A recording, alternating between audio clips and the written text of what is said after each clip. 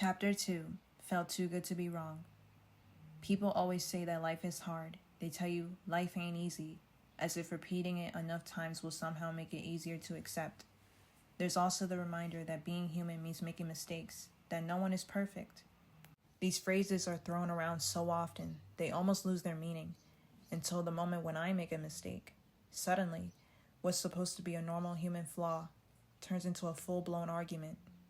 It's as if the understanding stops applying to me. I don't even get the chance to explain myself or share my side. Instead, you walk away, your anger flaring up like a wild beast. The reaction is so strong, so immediate, that I'm left confused. If I'm just human, like everyone says, why am I treated like my mistakes are so much worse? It's so easy for others to say these things. They speak as if it's just another trend, a phrase everyone uses without thinking about its real meaning. To them, it's not supposed to be personal, but that's only true when you're not the one who's hurting. If you aren't the person feeling the sting of those words, how could you possibly understand what it means? It's easy to dismiss someone's pain when you're not the one experiencing it. That kind of distance makes it simple to brush things off, to act like none of it really matters. But for me, those words cut deeper than anyone realizes. Growing up, insecurity followed me everywhere. I wasn't the girl surrounded by a big, glamorous group of friends. I wasn't the one all the dudes talked to or flirted with.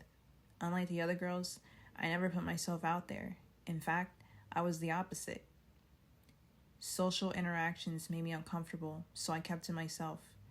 I was already experiencing bullying, so I knew I never fit in with the girls around me. Sure, their attitudes weren't always the best, but at least they had people in their corner. They didn't have to worry about feeling lonely. They carried themselves with confidence, always the center of attention, making a show of everything they did. It seemed like they had everything I could ever want. That realization made jealousy grow inside me, slowly eating away at me in ways I couldn't control. Every day, I wished for a different life. I just wanted the chance to experience what those girls enjoy so easily. I wanted to know what it was like to be in the spotlight, to be the person everyone noticed and wanted around. I longed for the feeling of being seen, of being the one others turned to. That craving for attention and acceptance became something I couldn't ignore, no matter how hard I tried. All I could do was dream, though. Part of me wondered if I could ever be like those girls I admired. Still, I pushed aside the doubts and decided to try. That's when I made my first Instagram account.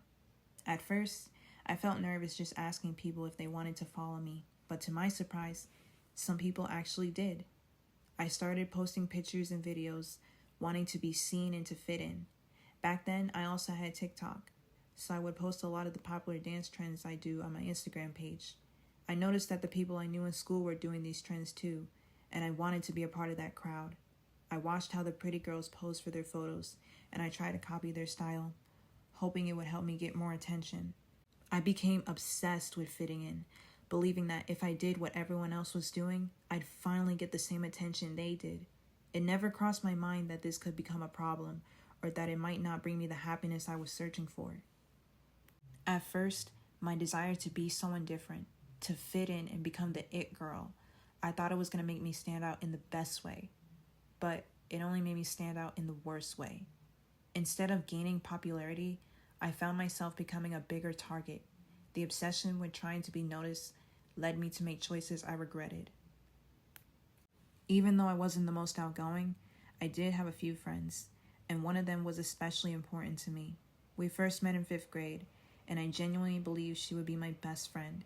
She accepted me for who I was and always treated me kindly. Our friendship felt secure. There was never any doubt in my mind about where we stood. When middle school began, I started making new friends, but I still kept in touch with my old friend from elementary school. We stayed connected through Instagram, and I told her about one new friend who stood out to me. My old friend wasn't comfortable with this new connection. She expressed bad feelings about it, but instead of respecting her concerns or staying neutral, I started to talk behind her back. Without realizing the consequences of my actions, I ended up sharing her thoughts with my former new friend. I was trying to play both sides, feeding into gossip and drama without considering the damage it could cause. Soon, word got around at school. People began to find out what I had said and done. I tried to defend myself, pretending I was innocent, even though deep down I knew I was at fault. Sorrow overwhelmed me, but by then it was too late. My old friend made it clear she no longer wanted me in her life. The trust was broken. Nothing I could do would fix the damage, the lies, the manipulation, and the betrayal I had caused. That loss weighed heavily on me. Everything I had tried to do to fit in, it all completely backfired.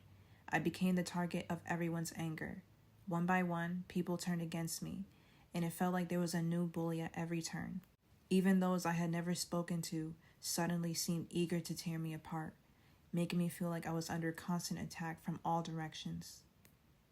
The stares I received were cold and odd, filled with judgment and disdain.